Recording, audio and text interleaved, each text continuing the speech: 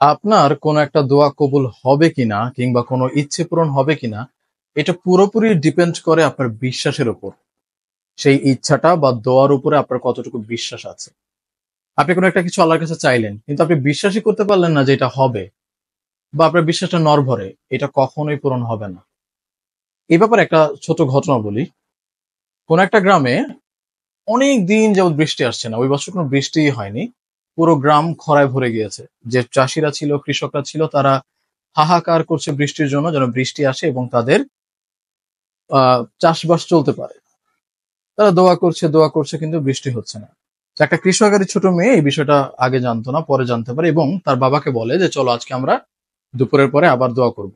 তো সবাই মিলে দোয়া করছে, মেয়েটাও দোয়া করছে। দোয়া শেষে বিকেলবেলা বাবা জমি দেখতেই বের হবে। সে হেঁটে যাচ্ছিল, পিছন থেকে তার মেয়ে এসে ডাক দিল যে বাবা, এই যে ছাতাটা, ছাতাটা নিয়ে যাও। বাবা বলল যে কি ব্যাপার, আমাদের এখানে কোনো বৃষ্টি হয় না, কোনো সমস্যা নেই, আকাশে মেঘও নাই, বৃষ্টি আসবেও না, এতদিন যাবত দোয়া করছি বৃষ্টি আসছে না, এখন ছাতা নিয়ে কেন কেন বের হবো?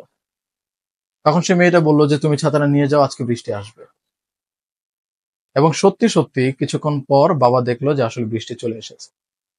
এই যে গ্রামের মানুষগুলো এতদিন দোয়া করলো বৃষ্টি হলো না, বাট মেয়েটার দোয়া করলো বৃষ্টি হলো। তার কারণটা কি জানেন? বিশ্বাস, ইমান। মেয়েটা শুধুমাত্র দোয়া করেছে তাই না, এটা বিশ্বাসও করেছে যে আমার এই দোয়া কবুল হবে, বৃষ্টি আসবে। আমরা যখনই আল্লাহর কাছে কোনো কিছু চাইছি বা আমার কোনো ইচ্ছা আছে, আমি চাই এটা পূরণ হোক, বিশ্বাস করতে হবে যে এটা পূরণ হবে, কারণ বিশ্বাসের সাথেই আসলে আমাদের ইমানটা সংযুক্ত। ইমান মানেই তো বিশ্বাস। কিন্তু যদি বিশ্বাসই করতে না পারি যে এটা হবে, পূরণ হবে না। আমি নিজে এটার চরম উদাহরণ, যে অনেকবার এমন হয়েছে, হয়তো আমি নামাজে যাইনি বা খুব ভালোভাবে আল্লাহর কাছে চাইনি, হয়তো মনে জাস্ট চিন্তা করেছি যে এটা মনে হয় হবে এবং আমি জানি আল্লাহ এটা করে দিবে, বিশ্বাসটা প্রবল, সেটা হয়ে যায়। বিশ্বাস করি না, যেখানে একটু সন্দেহ থাকে না এটা মনে হবে না, হওয়ার কথা না, সেখানে হয়ও না। তারপরে নেক্সট টাইম আপনি যখনই চান আপনার কোনো ইচ্ছা পূরণ হোক বা আল্লাহর কাছে দোয়া করছেন, বিশ্বাসের সাথে করবেন।